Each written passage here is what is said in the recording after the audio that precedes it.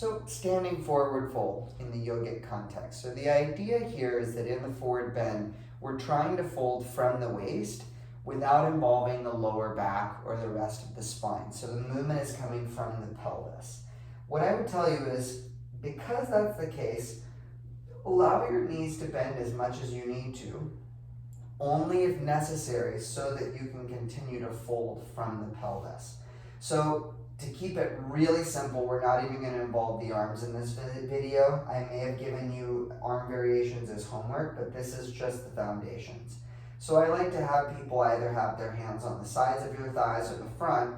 The spine is in a neutral position and the tailbone is neutral. And what we're going to do is see how far you can go down without rounding your back. Right?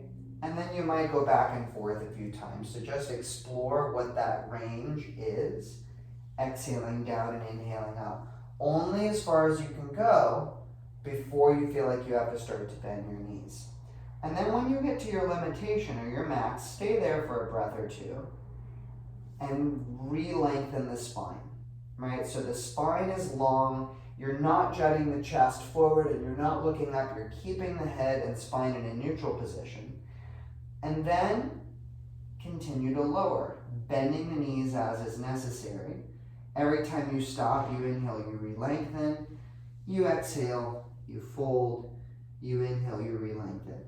It might be that you need blocks for your hands to be on, but if you're able to get your hands all the way to the floor with the knees bent, I think that's a good place to start. And then eventually taking the palms, the fists, or the fingertips to the floor.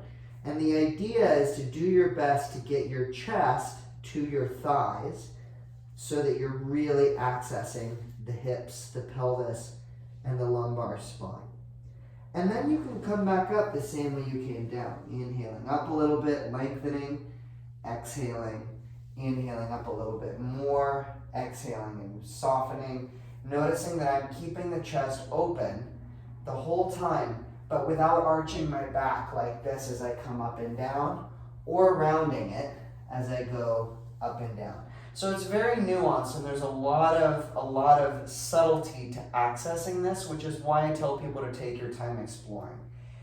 That's one way to do it. If you're feeling really comfortable, then you can just do multiple repetitions. Exhaling to fold, and inhaling all the way back up. Bending the knees, if and as necessary. Right? Back and forth. That time I straighten the knees.